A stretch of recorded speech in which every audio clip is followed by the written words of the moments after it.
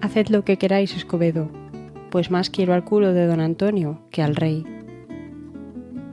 Respuesta de doña Ana de Mendoza a una amenaza de Juan Escobedo. Este hombre apareció asesinado muy cerca del palacio de la princesa.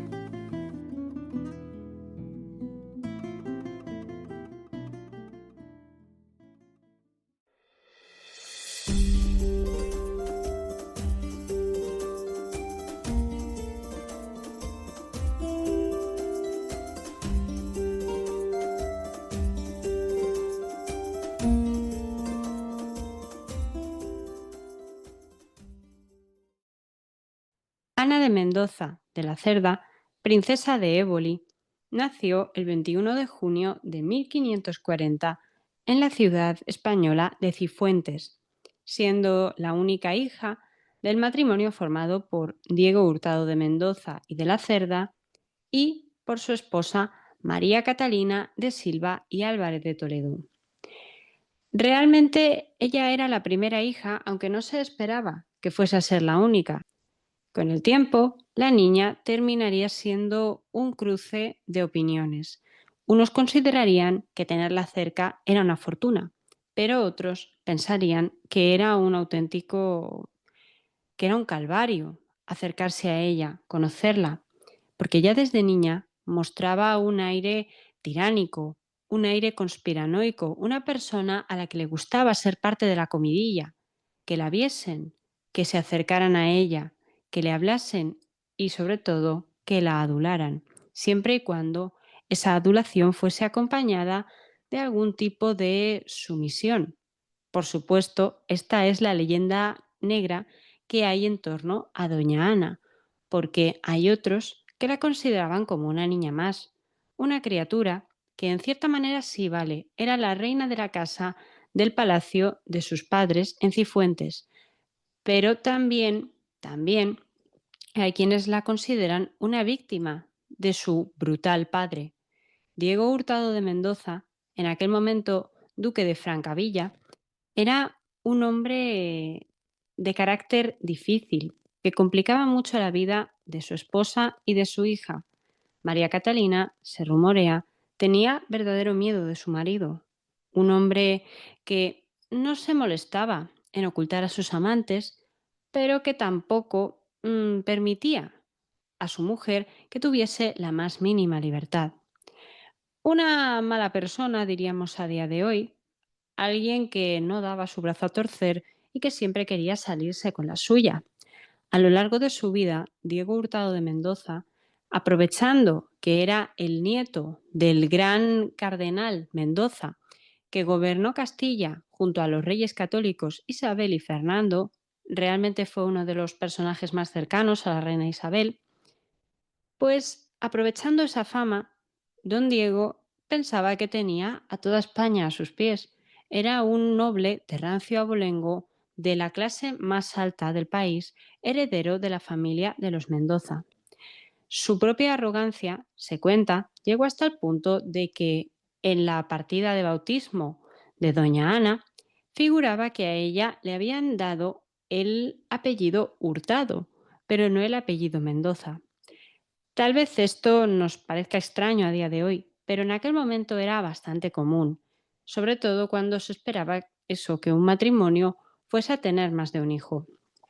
Si doña Ana resultaba ser la única hija, como finalmente ocurrió, recibiría el apellido Mendoza, más todo el linaje, toda la herencia y todo el prestigio que éste atraía consigo. Pero si resultaba no ser la única hija y tenían un niño varón, sus padres, pues sería esa criatura quien terminaría heredando toda la fortuna de la familia Mendoza. Es lo que se conoce como el mayorazgo, dicho a grandes rasgos. Pero por eso se le daba a la niña un apellido un poco más secundario, tal vez algo más sencillo, que no tuviese el renombre de la palabra Mendoza, uno de los apellidos más grandes de la historia castellana. Pero el caso es que, como os digo, doña Ana fue la única hija, fue la única y se terminaría quedando con todo. Pero Doña Ana, para entenderla, hay que entender un poco la España donde nace. Ella nace, como os he dicho ya, en 1540 y nace en el seno de una familia aristocrática que tiene muy buena posición en la corte del entonces emperador Carlos V. Pero también es un momento de cambio. Hasta un año antes de nacer doña Ana, cuando el emperador se ausentaba de la península ibérica, que era a diario, era bastante común en la figura de Carlos V, fuese por tema de guerra, por política, cada uno tenía sus motivos y dependiendo del año podía variar esto, pues quien se ocupaba de la regencia era su esposa, la emperatriz Isabel de Portugal. El tema estaba en que doña Isabel, la emperatriz, terminó muriendo en 1539 y a partir de ahí la regencia tuvo que ir recayendo en distintos miembros de la nobleza, que podían ir desde el hijo mayor de la familia, Felipe II, que había nacido en el año 1527, hasta la hija pequeña del matrimonio, la princesa Juana, la infanta Juana. Pero esto eran detalles. El caso es que la regencia tenía que ir pasando de unos a otros y tenían que organizar una corte, porque se organizaban distintas cortes en función de quién estuviese llevando la regencia, en distintas ciudades de Castilla. ¿Para qué? Pues principalmente esto era una herencia de la Edad Media, donde la corte era itinerante en cierta manera, medio nómada, y en función de las épocas del año se movían de ciudad en ciudad buscando por una parte un clima más apropiado.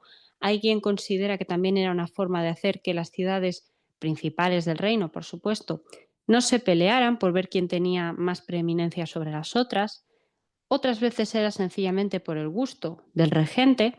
Por ejemplo, doña Juana, que es una regente, la regente más importante de la que vamos a hablar en este programa, tenía una preferencia muy notoria por la ciudad de Valladolid. Pero en cambio, cuando Felipe II sube al trono finalmente, va a decidir que la corte se traslade de forma permanente a la ciudad de Madrid.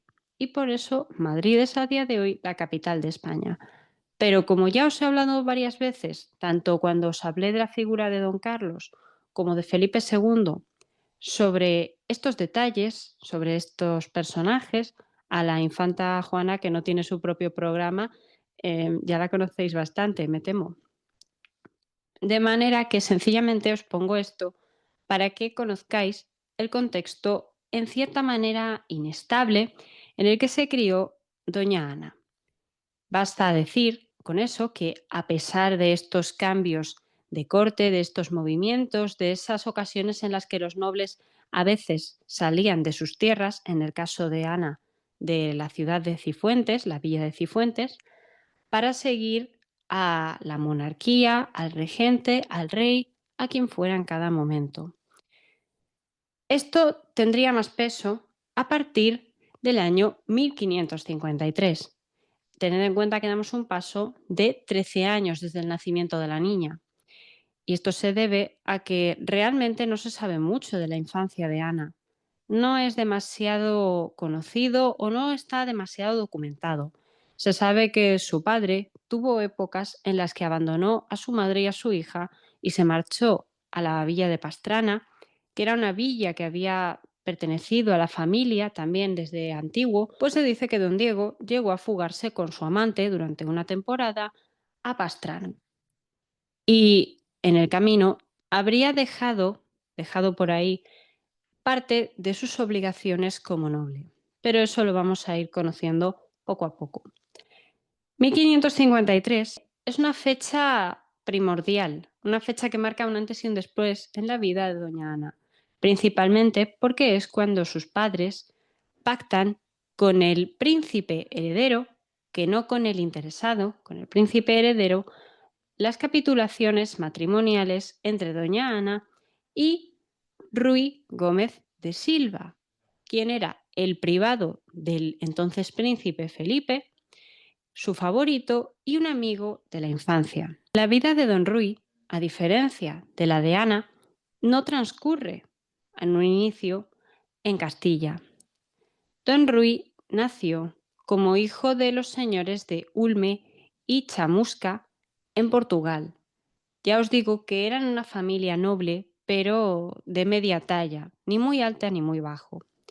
Lo que sí que es importante reseñar de su vida es que cuando tenía solamente 10 años, en el año 1526, Rui había nacido en el año 1516, tened en cuenta que su mujer nace en 1540, haced la resta y os sorprenderá la diferencia de edad, pues Rui acompaña a su abuelo, un hombre llamado Rui Telles de Menéndez y Silva, a Castilla, porque este caballero estaba ejerciendo o iba a ejercer como mayordomo de la emperatriz Isabel. La emperatriz Isabel, la esposa de Carlos V, había cruzado el país, la frontera entre Portugal y Castilla para casarse con Carlos V y para convertirse así en la mujer más poderosa del Imperio Español durante su primera fase. En este contexto, Rui se convirtió en menino y al año siguiente, ya cuando naciese el primer hijo de la pareja, el príncipe Felipe, futuro Felipe II, pues Rui sería nombrado como uno de sus pajes y, para siempre, una suerte de cuidador, compañero de juegos y gran amigo. A pesar de los 10 años que separaban en edad a los dos muchachos, Felipe siempre tuvo cierta dependencia de Rui. Siempre le mostró confianza y, con el paso del tiempo, le puso en algunos de los cargos más importantes, como es el caso, principalmente, del puesto de privado, aunque esto no impidió que Rui ejerciese como diplomático ante distintas cortes y en distintos momentos. Por ejemplo, lo haría en Londres y lo haría también en Flandes en determinado momento cuando se celebraran los funerales del emperador Carlos V. Una vez conocido el origen de Rui, es entender por qué Felipe decide apoyarle y se ocupa de negociar las capitulaciones matrimoniales para garantizar su boda con doña Ana, con la hija de los condes de Cifuentes. Esto se debe a que Felipe quería hacer que su amigo ascendiese. Por supuesto, esta es una de las versiones que hay. También cabe la posibilidad de que sencillamente quisiera ayudar a un amigo, pero la realidad en la política de aquel momento, en la política de aquel tiempo, es que para acceder a según qué puestos en la corte tenías que tener o bien una fortuna enorme o bien una familia muy poderosa detrás. En el caso de Rui, él no tenía una fortuna inmensa como podían tenerlos otras familias de la época, como la Casa de los Alba o como la Casa de Mendoza. Por tanto, tampoco tenía unos antepasados muy ilustres, de manera que Felipe se ocupó de darle ambas cosas. Aunque eso sí, no nos confundamos. El hecho de que se firmaran las capitulaciones matrimoniales cuando la novia era tan pequeña no implica que necesariamente tuviesen que consumar, tuvieran que ejercer de marido y mujer desde ese mismo momento. Parte del acuerdo matrimonial fue garantizar que Ana se mantendría viviendo en casa de sus padres durante unos cuantos años más, hasta que alcanzara una edad más apropiada y especialmente hasta que su marido regresara, porque al poquito de firmar las capitulaciones, Felipe se marcha de España. Esta vez no iba a ser solo su padre quien estuviese fuera, en el corazón de Europa, en Alemania, durante un tiempo, sino que él mismo iba a marcharse. Felipe, ya os lo he contado en otras ocasiones, se iba a Inglaterra a casarse con María Tudor y quiso que su fiel Rui le acompañase durante el proceso. No esperaban que fuese a ser una situación permanente, pero, pues oye, el viaje era muy largo, estaba claro que Rui iba a estar fuera un tiempo y mientras tanto su joven esposa no podía acompañarle. De manera que Ana se quedó con sus padres. Y es ahora cuando comienza la regencia de la infanta Juana.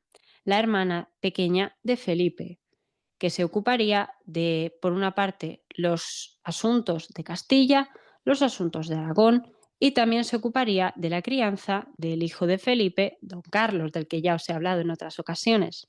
Y pronto, pronto, empezó a recibir visitas de dos mujeres nobles, Ana de Mendoza y su madre, quienes de alguna manera comenzaron a entablar amistad con la regente y comenzaron a procurar pasar un tiempo lejos de la influencia de don Diego, el padre de Ana.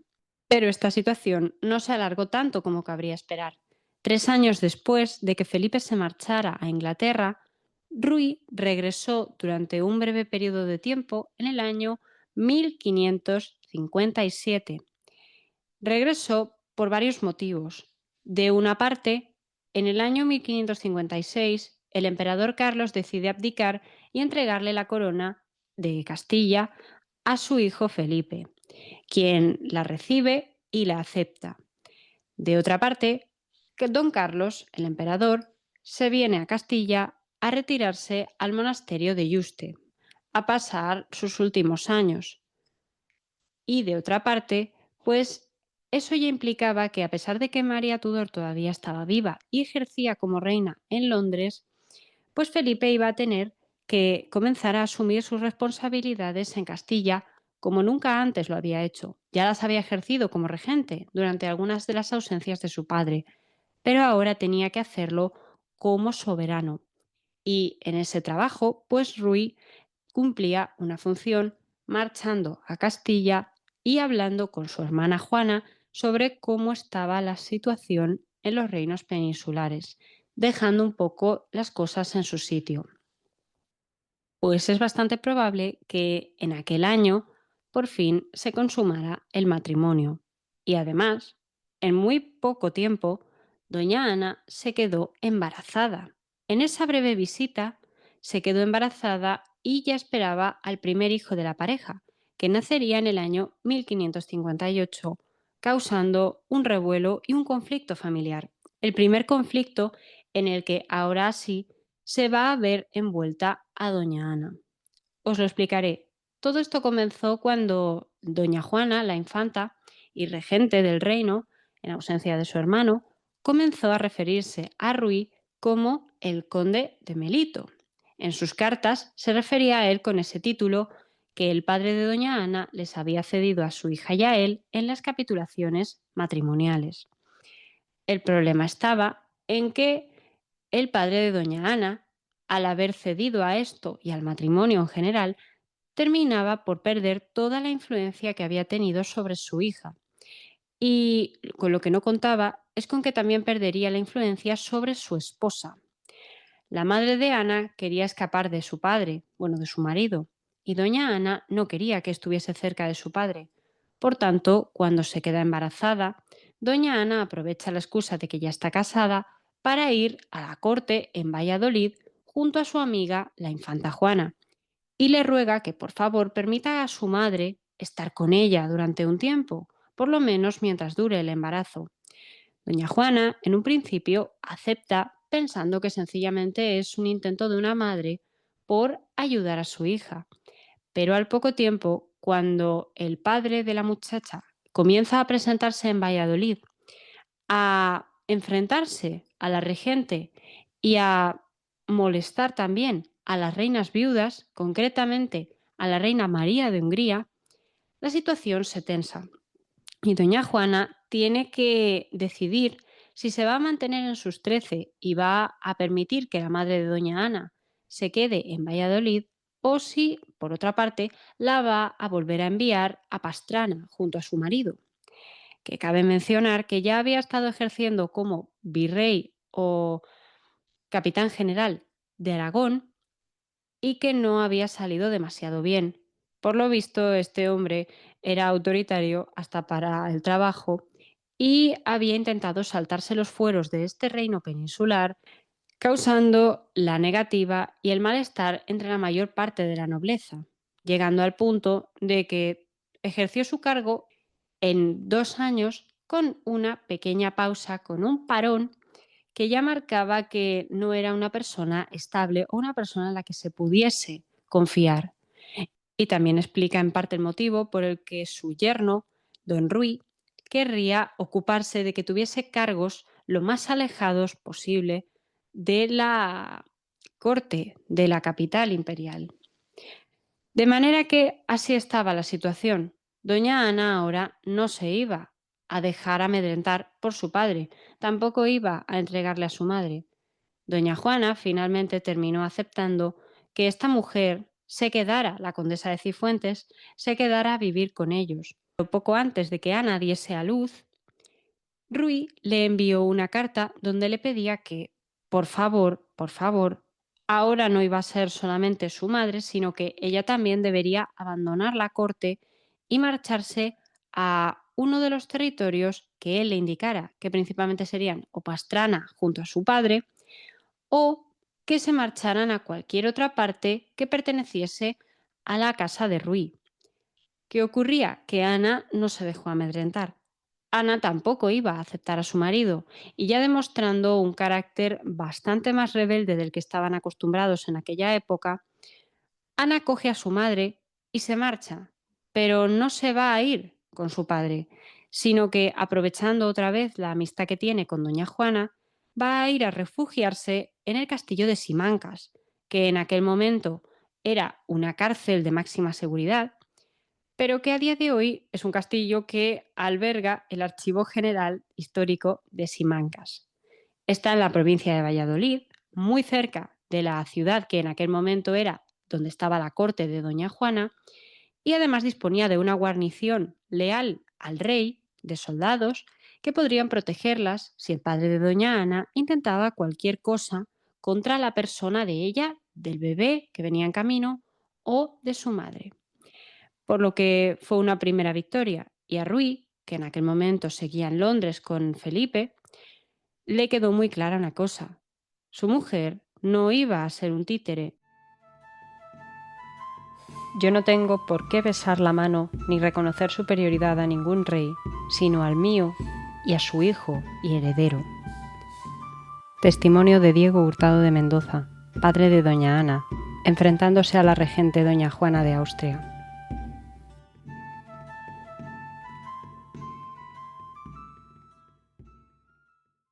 Antes de que Rui y el nuevo rey regresaran a Castilla, doña Ana tuvo un hijo, el primer hijo de su matrimonio. Se llamaba Diego Gómez de Silva y Hurtado de Mendoza, pero el pequeño murió tan pronto que es discutido hasta si el padre llegó a conocerlo personalmente. Ya os he comentado que Rui y Felipe regresaron en el año 1559. Y es a partir de entonces cuando a Rui Gómez da Silva se le comienza a apodar, se le comienza a conocer también como Rey Gómez da Silva, el hombre más influyente del reinado, el privado más importante, el mejor amigo del monarca, el mayor rival del en aquel momento Gran Duque de Alba. Desde el momento en el que Felipe regresa y crea una corte permanente en la ciudad de Madrid, ya comienzan a formarse dos facciones a su alrededor. Una que iba en torno a Ruy Gómez da Silva y otra que giraba en torno a este gran duque de Alba. Por una parte, Ruy Gómez da Silva apostaba, abogaba por un gobierno que fuese respetuoso con el resto de reinos, que tuviese en cuenta sus particularidades, sus fueros, sus propias leyes, y que tratase a la monarquía hispánica que se estaba consolidando en aquel momento, porque es con Felipe con quien se consolida de forma definitiva, pues Ruy apostaba por un gobierno que tuviese en cuenta los múltiples lugares de poder y las múltiples leyes que había en cada rincón de la monarquía. En cambio, el duque de Alba era más belicoso, era más ambicioso y también más centralista, y lo que buscaba, lo que pretendía, era convencer al rey de que se impusiera. Castilla debía ser el territorio que guiase a todos los demás, el territorio que los gobernase a todos, tanto a las colonias como a los territorios de Europa. Todos debían someterse. Son dos facciones que estarían peleadas durante el resto del siglo XVI y durante todo el reinado de Felipe. Tal vez sus representantes podrían ir cambiando si iban muriendo, pero la idea de fondo siempre se iba a mantener de forma más o menos intacta. Pero ¿en qué lugar dejaba todo esto a doña Ana? Ella que acababa de ser madre, que ahora se había trasladado con su marido a vivir a la nueva corte de Madrid, ahora que era una de las mujeres más celebradas de la época. Se decía de ella que era muy bonita.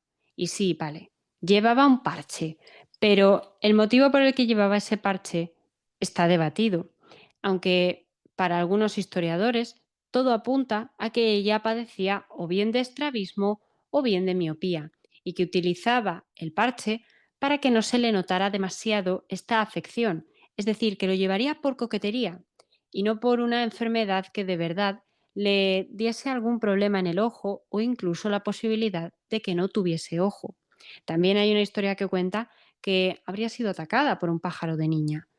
Pero ya os digo, yo por lo que he leído, por lo menos, me inclinaría más a pensar en la idea, la posibilidad de o la miopía o el estrabismo. Y el caso es que no se sabe bien por qué, pero funcionaba. Doña Ana resultaba enigmática, poderosa. A mediados del siglo XVI había una tendencia a considerar a la gran dama de la corte como un ser de luz, como un ser especial, que podía estar rodeado por una suerte de aureola divina y que, si se comportaba como era debido, debía merecer los respetos de todos los caballeros que las rodeaban. En el caso de doña Ana, pues ella debería recibir la admiración de don Rui porque Ana cumplía perfectamente con todas sus obligaciones. Era una esposa hermosa, discreta, que le daba hijos a su marido, que sabía administrar el patrimonio familiar, muy grande, principalmente por su lado. Era una mujer culta.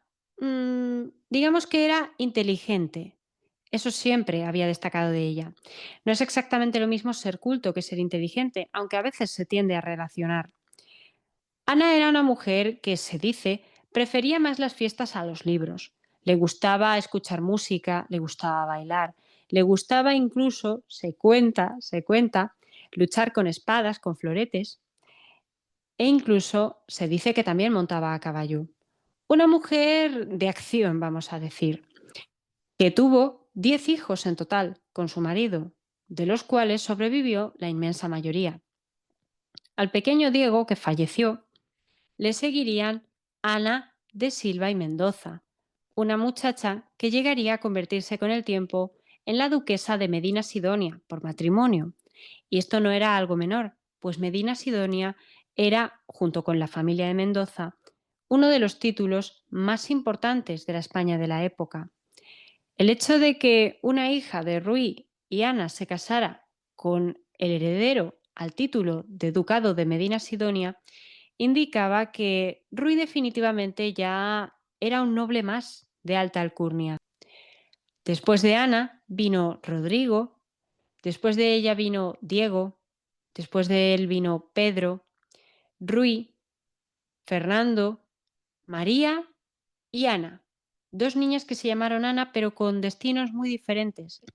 Pero no todo era tan bonito, pues en torno al año 1660 comenzó a circular un rumor que mencionaba que doña Ana se había convertido en una más de todas las amantes que tenía Felipe II a su disposición. Felipe II era un hombre que había tenido amantes varias en sus años de juventud y en sus años de madurez también. Primero parece ser que se había casado con su prima María Manuela de Portugal, pero que no había tenido demasiada atracción por ella. En su lugar, había querido acercarse a Isabel de Osorio, una mujer cercana a la familia de Alba, que, bueno, digamos que fue retratada, parece ser por Tiziano, junto a Felipe, como si fueran Venus y Adonis, en una serie de obras que a día de hoy también se pueden consultar. Pero esto es un rumor, por supuesto. También se cuenta que Felipe habría tenido o habría podido tener una aventura con la retratista de la corte, con Sofonisba Anguissola, una mujer italiana. Aunque Las fechas aquí se confunden sobre quién fue antes, quién fue después, cuándo llegó una a la corte, cuándo se fue la otra. Es complicado. Y también hay bastantes mujeres que habrían sido consideradas como amantes, entre ellas doña Ana de Mendoza. ¿Por qué se dice o por qué se piensa que Ana de Mendoza habría sido la amante de Felipe II? Hay varios motivos para creerlo, aunque hay una parte del sector de los historiadores que insiste en que todo esto es una patraña que se inventaron para desprestigiar todavía más a la figura de la princesa, a la figura de la noble doña Ana, después de su trágica caída. Y Felipe, eso sí, se cuenta que tenía tendencia a tratar muy bien a sus amantes, a casarlas bien, a relacionarlas bien y a ser muy amable con los nuevos esposos de estas. Lo que ocurre es que con Ana, en este caso, se habría saltado el orden. Primero la habría casado con su mejor amigo y después la habría convertido en su amante. Parece ser que también en el trato excesivamente cruel que Felipe le habría dado a Ana con los años, también podría verse cierta desazón, cierto resquemor hacia la figura de doña Ana, sea porque ella no aceptó acercarse a Felipe de forma romántica, o sea porque lo hicieron y después, en algún momento, la cosa no saliese del todo bien. Pero ya os digo, esto es discutido. Lo que sí que se ha rumoreado siempre es que el tercer hijo de doña Ana, Rodrigo, nacido en 1562, habría sido hijo de Felipe II.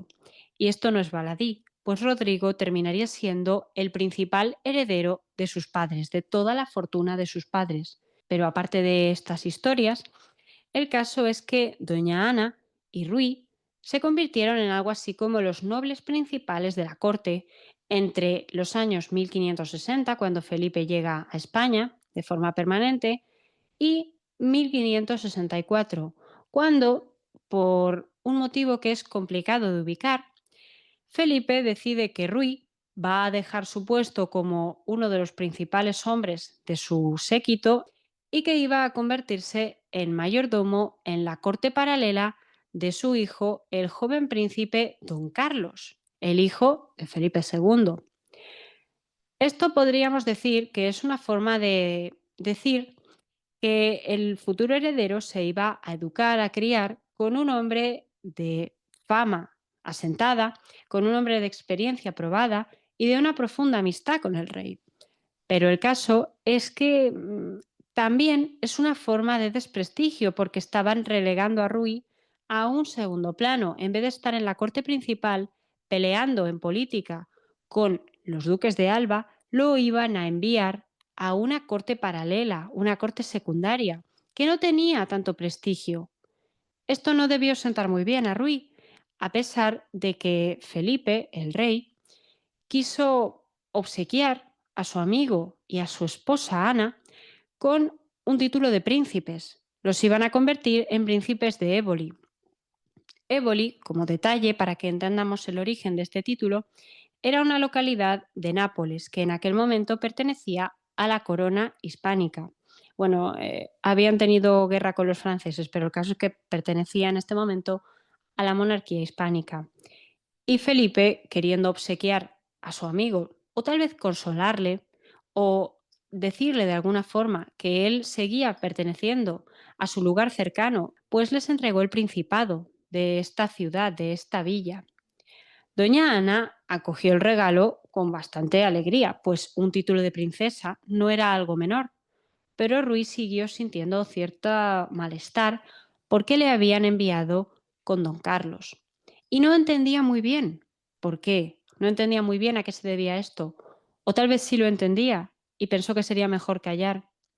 Sea como sea, la situación fue aprovechada por el nuevo príncipe de Éboli, primer príncipe de Éboli, para engrandecer sus dominios, su casa familiar.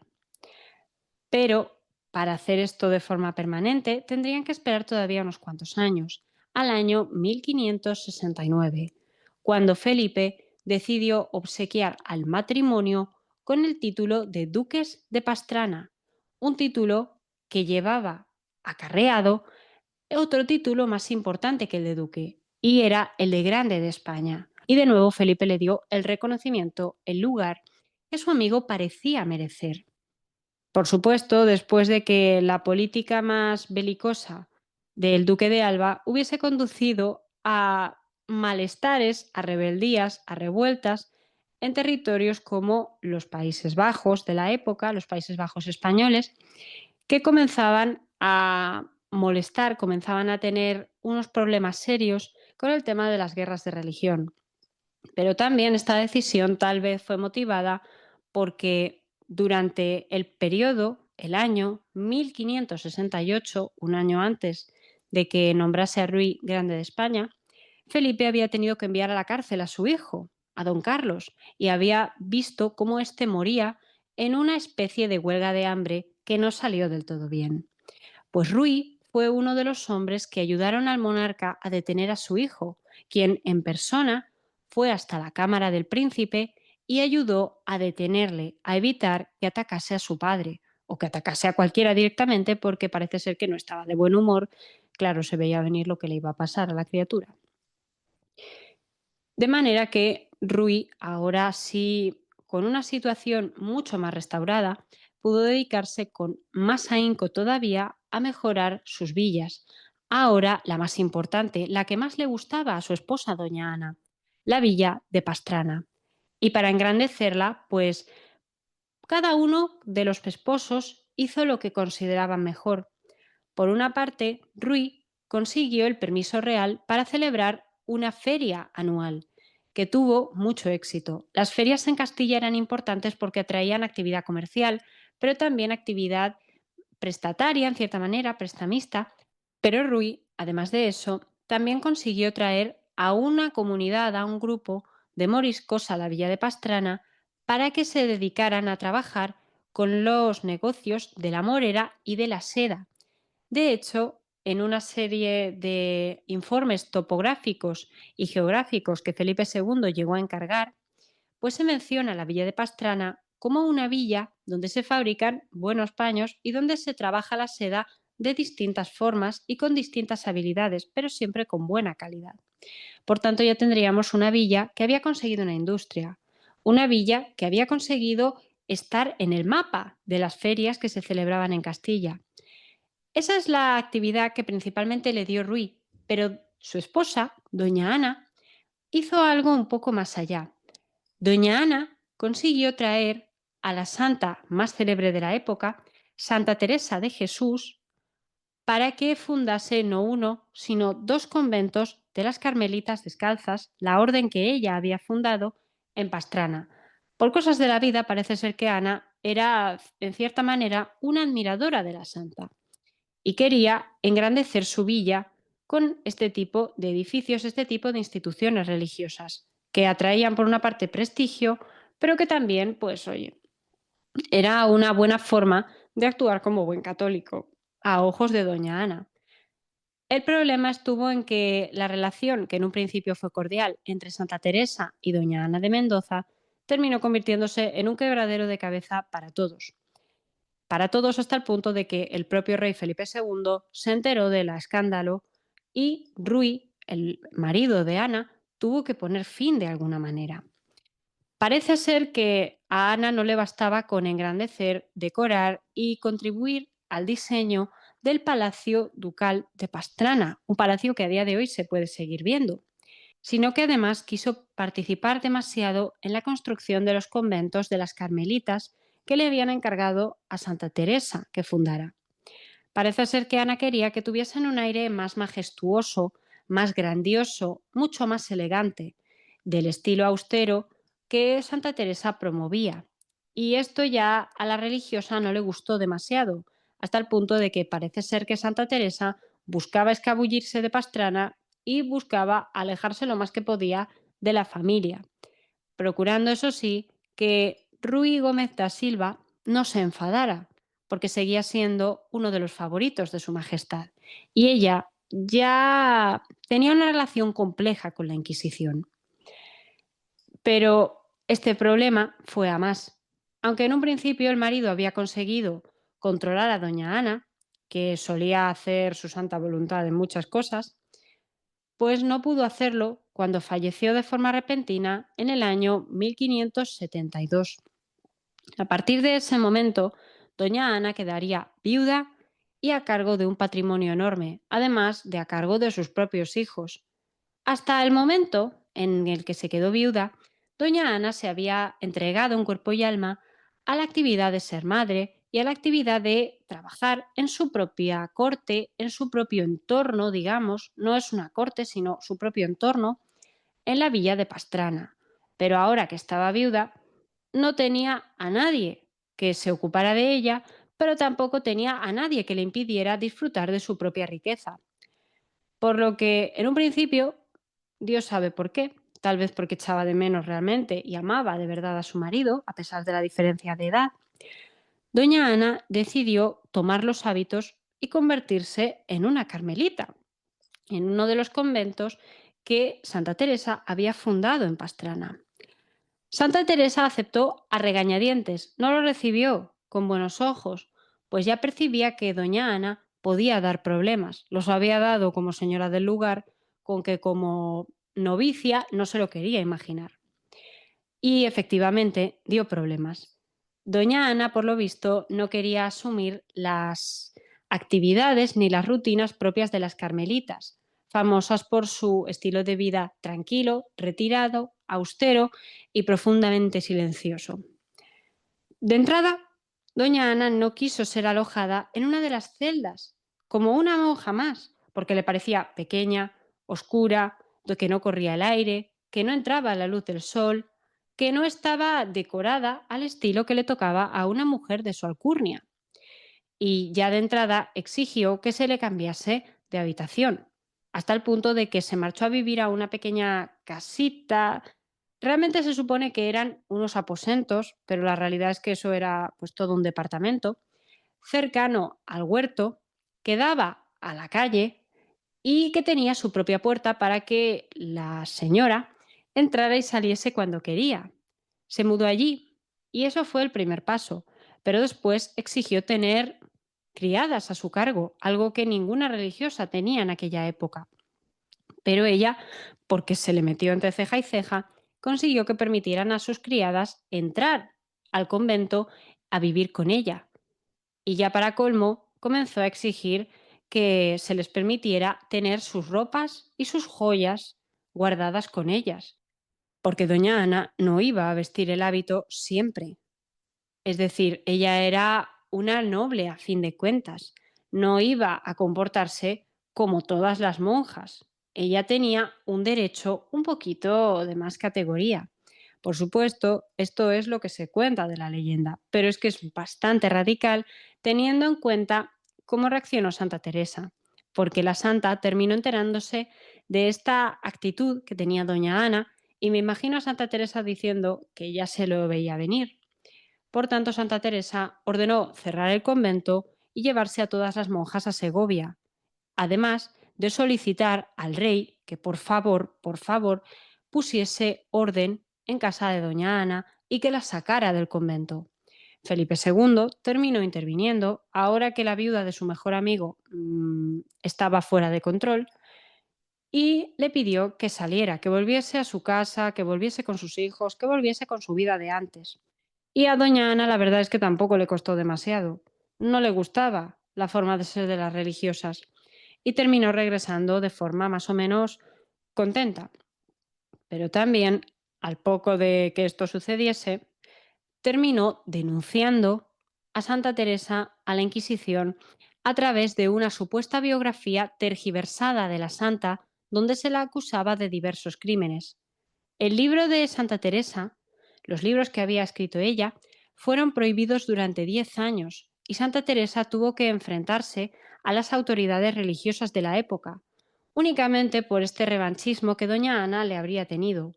Aunque todo hay que decirlo, esto es lo que se achaca que habría hecho doña Ana, que siempre va a quedar cierto nivel de duda sobre si esto era cierto o esto no era cierto. Tengamos en cuenta que en la corte había facciones para todo y en este año de 1573-1574 nos encontraríamos en un momento bastante delicado a nivel religioso. En España estaba la Contrarreforma, pero es que en el centro de Europa estaba la Reforma.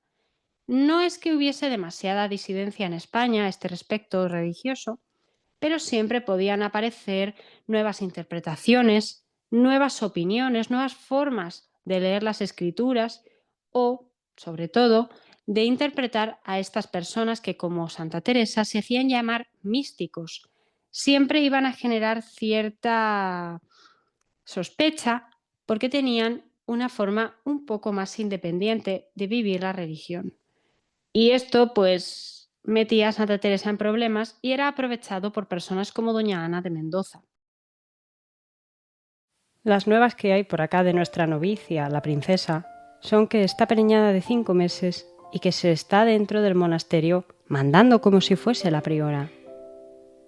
Carta sobre un testigo, Antonio de Jesús, sobre la princesa de Éboli en su situación como carmelita.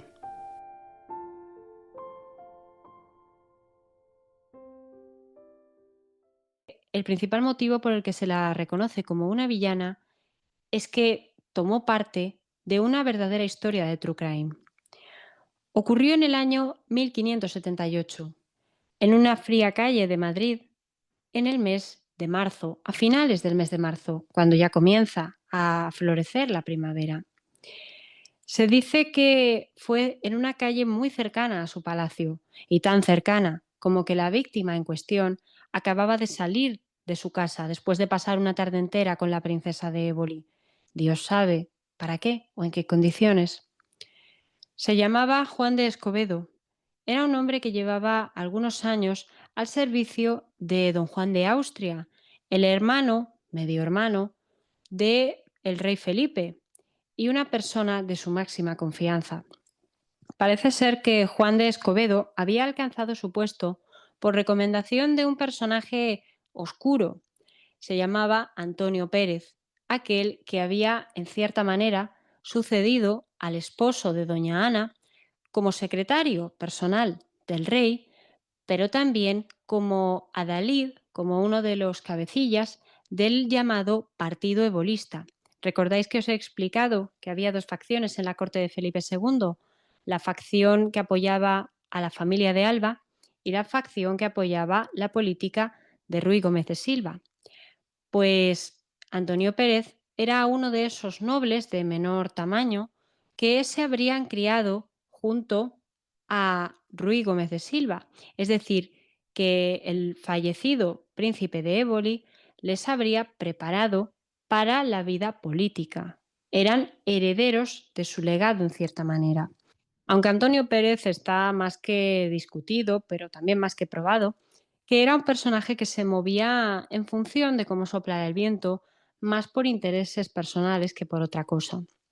Y por intereses personales, él recomendó a Juan de Escobedo, otro de los criados en el entorno de la familia de Éboli, un hombre que ya desde los primeros tiempos del matrimonio entre doña Ana y Ruy había estado ahí, había sido una suerte de mensajero, de intermediario entre los esposos, una persona amiga, de confianza, alguien a quien todos en apariencia querían.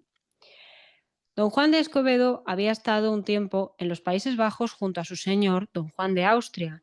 Parece ser que en un principio el infante dudaba de él, pero que terminó cogiéndole confianza y respeto. Mientras tanto, el secretario Antonio Pérez habría deseado tener a un espía en la figura de Escobedo, pero nada más lejos de la realidad. La historia nos cuenta que Juan de Escobedo, el día en el que, estando en España para entrevistarse con el rey, Dios sabe exactamente para qué, terminó visitando a su vieja amiga, la princesa de Éboli, y al salir de su casa, de su palacio, habría recibido una serie de estocadas, de puñaladas, por parte de un grupo de encapuchados misteriosos en plena calle. Encapuchados de quienes no se sabe nombre. No se sabe quiénes eran. Esto es broma, por supuesto que se sabe quiénes eran, o se sospecha quiénes habrían podido ser. Pero la realidad es que a las pocas horas del asesinato ya todo Madrid cuchicheaba, ya todo Madrid murmuraba. Antonio Pérez tenía muchos enemigos Tenía muchos secretos y muchos intereses. Cuentan que la Éboli estaba relacionada con él. Habían sido amantes desde que falleció Ruy Gómez y ya no había otro hombre en el corazón de la princesa. ¿Por qué si no? Ella había regresado a Madrid tras su fallido intento de convertirse en monja. ¿Por qué si no? Seguía frecuentando el entorno cortesano con tanta asiduidad, con más que antes. Con los años, doña Ana se había vuelto avariciosa y llevaba 5 años de viudedad, siendo una de las mujeres más ricas de la península, con unos hijos que, bueno, estaban los hijos, ya iban siendo mayores, algunos ya estaban casados, pero seguían teniendo que respetar a su madre. Doña Ana era temible y se sabía desde hacía tiempo que en su fuero interno aspiraba a conseguir emparentarse con la Casa Real Portuguesa, una familia, la de Avis, que estaba teniendo problemas desde hacía bastantes años con eso de tener un heredero sano que pudiese tomar las riendas del reino. Todo apuntaba a que ahora que iba a morir seguramente, estaba a punto de fallecer, el rey Sebastián de Portugal, hijo de la infanta Juana, la hermana de Felipe II, y todo apuntaba a que moriría sin hijos, el rey Felipe sería el candidato idóneo, el más obvio, para suceder en la corona portuguesa. Pero cuentan que doña Ana tenía ambiciones y que aspiraba a conseguir o bien un matrimonio para una de sus hijas, o bien, amparándose en sus antepasados, reclamar de alguna manera o conseguir que alguien de su familia reclamase el trono, se enfrentara al mismísimo rey. ¿Qué sentido tenía eso? En apariencia ninguno. Pero el caso es que se achaca, se considera una de las versiones, porque hay muchas versiones, piensa que Escobedo y Antonio Pérez sabían estos planes de la princesa de Éboli y que Escobedo, además de eso, sabía otras historias turbias sobre Antonio Pérez y habría querido dar parte al rey Felipe del asunto. Parece ser que Antonio Pérez también era partidario de intentar hacer caer a don Juan de Austria, el querido hermano de su majestad, de forma bastante mezquina, y esto no lo iba a permitir. Por eso, Antonio Pérez se ocupó de hacer desaparecer a Juan de Escobedo. Lo que no contaba Madrid en aquel tiempo es que el rey Felipe había estado de acuerdo con ese asesinato. Antonio Pérez, utilizando su cercanía y sus artimañas, le había hablado al monarca pestes del secretario de su hermano. Incluso había acusado a su hermano de estar intentando tramar una conjura contra él. Felipe II era un hombre, se cuenta, un poquito supersticioso, desconfiado, un hombre que seguía una rutina fija desde muy joven, que tenía unas costumbres muy austeras, muy repetitivas. Hasta cierto punto hay quienes a día de hoy, principalmente periodistas, comparan a Felipe II con una suerte de burócrata o de funcionario muy metido en su papel, que se tomaba muy en serio sus labores. Un hombre regio, en definitiva, se le conoce como rey prudente, no en vano, aunque en esto no fue tan prudente, porque lo que nos dice la historia, o la leyenda, mejor dicho, porque esto siempre será complejo de conocer, es que Felipe II terminó consintiendo en el asesinato, que se terminó produciendo con ayuda de un grupo de hombres. Un tal Juan Rubio, un tal Miguel Bosqué, un tal Diego Martínez, mayordomo de Antonio Pérez, un tal Antonio Enríquez, gente del entorno del señor Pérez, de don Antonio, gente que no tardaría en delatar a su señor. Y Felipe, al descubrir que este hombre se había burlado de él, que había abusado de su confianza, comenzó a plantearse qué hacer con él. En un principio ordenó detener a Antonio, pero también ordenó detener a la princesa de Éboli, a doña Ana. Con Antonio se tomó un tiempo en averiguar, en decidir qué iba a hacer. Más de un año realmente. Pero la princesa de Éboli fue detenida y fue enviada a la Torre de Pinto durante 6 meses a modo de cárcel. Por supuesto, fue enviada y fue detenida Después de un periodo donde circulaban muchas habladurías, otra vez surgía esa historia que decía que el hijo mayor de doña Ana era en realidad hijo del rey. Otra vez surgían las historias sobre el amancebamiento entre Antonio Pérez, y la princesa de Éboli, que había faltado al luto del mejor amigo del monarca. ¿Qué había de verdad y qué había de mentira? Es posible que el rey estuviera despechado con doña Ana, o bien por haber roto una posible relación, bien por haberse negado a mantener relaciones con el rey, o bien por no haber sido... Es que Dios sabe qué pasó ahí realmente. Lo único que se sabe es que finalmente decidió detenerlos a ambos y echarles toda la culpa por el asesinato, obviando la posibilidad, más que probable, de que el rey hubiese aceptado, a regañadientes tal vez, pero aceptado el asesinato de Escobedo como algo necesario. Don Juan de Austria se mostró molesto, pero tampoco le dio tiempo a mucho más, ya que falleció en ese mismo año de 1578 en Países Bajos, sin regresar jamás a España. Felipe comenzaba a ver cómo se iba quedando solo, pues sus esposas también se había muerto. Sus esposas iban cayendo una tras otra, ya llevaba tres, y pronto tendría a la cuarta, y pronto conseguiría por fin un heredero. Pero lo que le costaría tener a Felipe III no está escrito. Por lo que respecta a la princesa de Éboli, parece ser que en Torre de Pinto enfermó y fue atendida por un médico, apellidado Muñoz, que además tenía una esposa llamada María, que se ocupó e hizo las veces de enfermera para esa gran señora de la alta sociedad, una mujer que a fin de cuentas no dejaba de ser una noble y por eso merecía un trato concreto, un trato digno. Aquí es donde se complica la imagen de doña Ana como una enemiga o como una villana, porque parece ser que quedó tan agradecida con el matrimonio de médicos que decidió ayudar a la esposa de alguna manera. Os lo voy a explicar, ¿vale? En el año 1580, un año después de ser encerrada en Torre de Pinto, donde pasaría un total de 6 meses, Ana fue enviada al castillo de Santorcaz, a unos cuantos kilómetros de Madrid y de Alcalá de Henares, estaba cerca. Mientras tanto, Antonio Pérez estaba recluido en otras zonas. No quiero hacer demasiado hincapié en Antonio ahora, más que sepáis que estaba recluido, porque me gustaría centrarme en Ana. Al año siguiente de estar en Santorcaz, Ana, por fin, puede regresar a su villa, a Pastrana, al lugar del que, en opinión del monarca, jamás debería haber salido una vez viuda.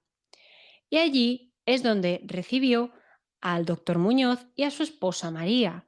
Especialmente se hizo amiga de la mujer, a quien invitó, a quien ofreció regalos como una cadena de oro, a quien invitó a cenas, a bailes donde se tocaba música de la época y a quien también prometió que ayudaría a sus hijos. Este matrimonio tenía 3 hijos, parece ser, 2 niños y una niña.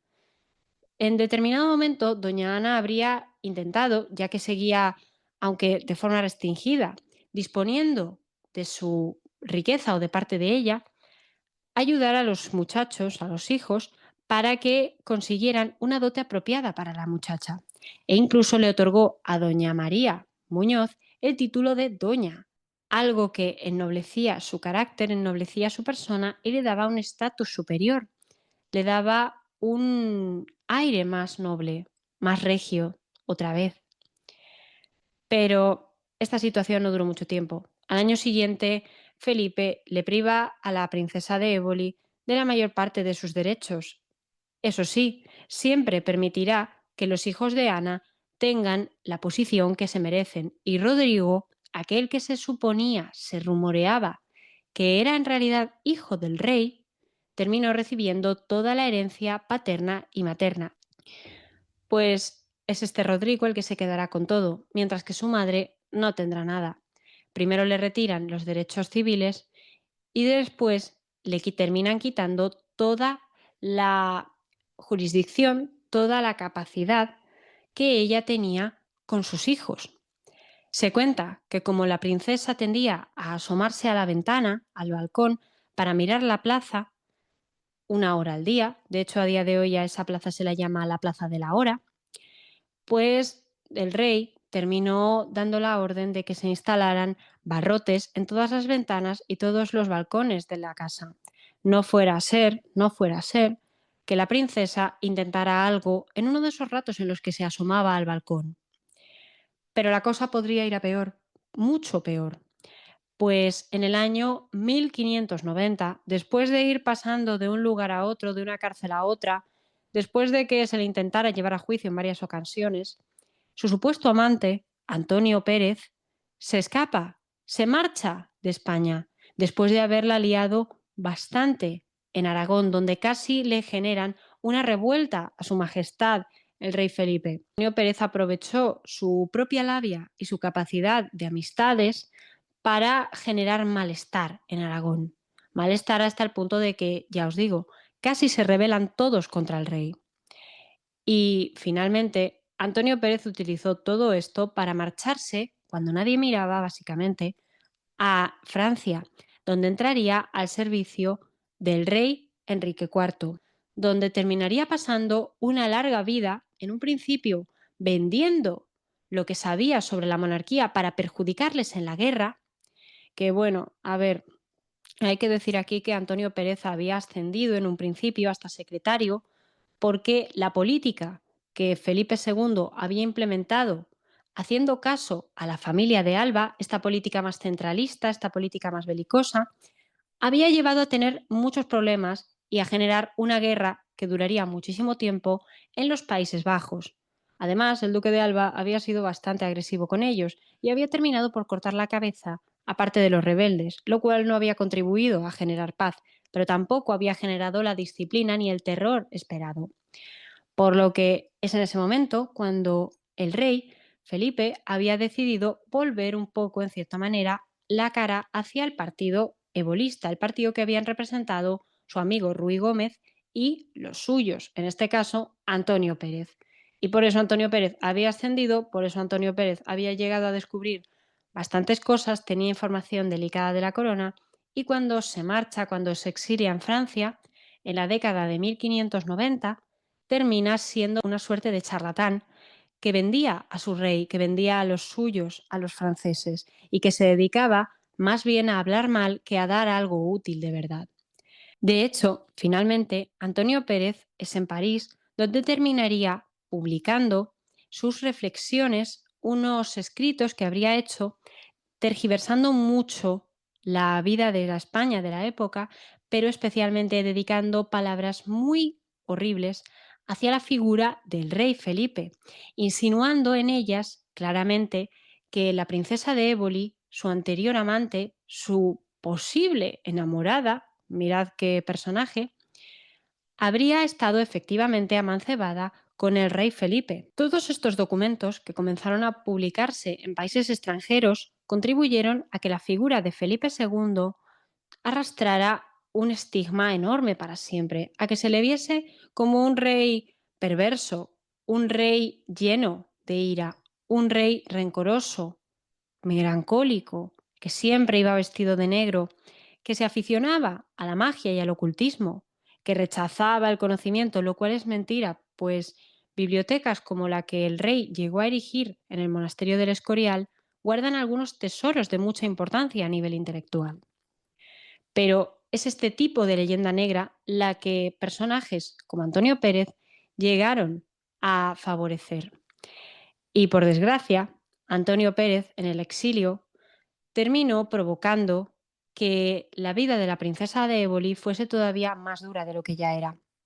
Al final, la princesa de Éboli pasó sus últimos años encerrada en Pastrana, ya os digo, rodeada de barrotes por todas partes, por todas las ventanas y todos los balcones, y siendo acompañada únicamente por su hija Ana, la hija pequeña Ana, y por un grupo de sirvientas, que normalmente se describen como 3 sirvientas.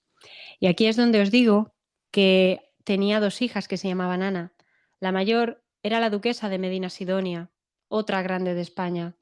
Ella se desentendió en cierta manera de la figura de su madre, aunque no quiere decir que no la quisiera o que no se interesara por su bienestar.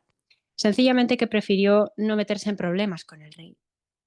Por su parte, la hija pequeña, Ana, jamás se casó y se quedó para siempre con su madre. Es curioso que se llamasen Ana las dos y que sus destinos fueran tan diferentes. La una grande en toda regla, como lo habría querido su madre.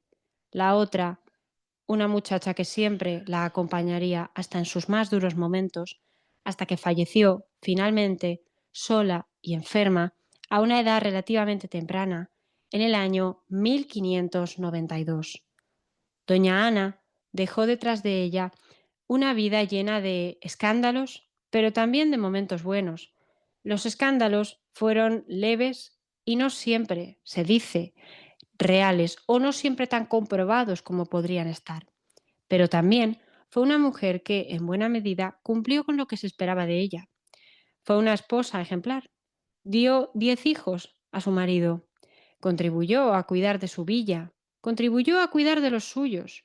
Quiso portarse bien con la Iglesia, aunque su relación fuese un tanto accidentada con personajes como la Santa Teresa de Jesús. Una vida donde sería difícil ubicar dónde estaba la línea, si actuó más mal que bien, si fue más heroína que villana, o si acaso realmente no fue ni lo uno ni lo otro. Lo más probable es que doña Ana sencillamente fuera, como os he dicho al principio, una mujer de la época, que sin embargo sí que tenía ambición. Se rumorea mucho que ella de verdad querría haber entroncado con la dinastía real de Portugal, porque esto le habría hecho que sus descendientes estuvieran a otro nivel, pero también que la patria de su marido, porque Portugal seguía siendo la patria de su marido, hubiese tenido un lugar todavía más importante para ella. No lo consiguió, por desgracia. Finalmente, la corona portuguesa pasó a manos del rey Felipe en el año 1580 y ya no hubo nadie que lo discutiera después de que todos sus rivales hubieran sido derrotados. Felipe II fue un ganador, según se mire. La princesa de Éboli, una anécdota, una incógnita. ¿Quién era ella realmente? ¿Cuál era la relación de verdad que tuvo con el asesinato de Escobedo? Porque no se sabe realmente. Ni siquiera el rey lo tenía claro. Por eso a todos les llamaba la atención la dureza que el rey mostraba con ella cada vez que Antonio hacía algo. Si Antonio se fugaba, el rey le endurecía las condiciones de encierro. Si Antonio publicaba libros, el rey endurecía todavía más las condiciones de doña Ana. Si estaba a punto de liársela en Aragón, también se lo endurecía. Digamos que la princesa pagaba por lo que había hecho su supuesto amante, y el rey lo dejó muy claro. Nunca respondió a las cartas que ella le enviaba suplicando, donde le llamaba primo, como ya os he contado antes, donde le pedía por favor que le dejase situarse como la dama que era, por lo menos vivir como correspondía a su rango, porque finalmente doña Ana tuvo hasta problemas económicos. Nunca estará claro lo que pasó, a no ser que aparezca alguien que lo hubiese registrado todo por escrito. Todo de forma muy minuciosa, quiero decir, que sí que nos han llegado escritos. Lo que sí se sabe es que cuando Ana de Mendoza falleció, fue enterrada en la colegiata de su villa de Pastrana junto a su esposo Ruy Gómez de Silva. Y allí, por fin, se cuenta que pudo descansar, después de haber tenido 52 años de intensa vida llena de riqueza, pero también llena de locuras. Y no voy a decir penas, voy a decir locuras, porque lo que le pasó a esta mujer fue una auténtica película de gángsters del siglo XVI. Y hasta aquí el programa de hoy. Yo espero que os haya gustado, como siempre. Para cualquier cosa que necesitéis, ya sabéis dónde me tenéis, o bien en los comentarios, o bien en mi Instagram, @el-mundo-de-lucky. Me podéis bendecir, me podéis maldecir, me podéis pedir cosas. Tengo en mente los programas que me habéis ido pidiendo por comentarios, no se me olvidan, los voy a preparar, los estoy preparando y poco a poco iréis recibiéndolos, que es que no quiero hacerlos todos de golpe. Así que muchas gracias, como siempre, estoy aquí para lo que necesitéis y muy buenas noches a todos.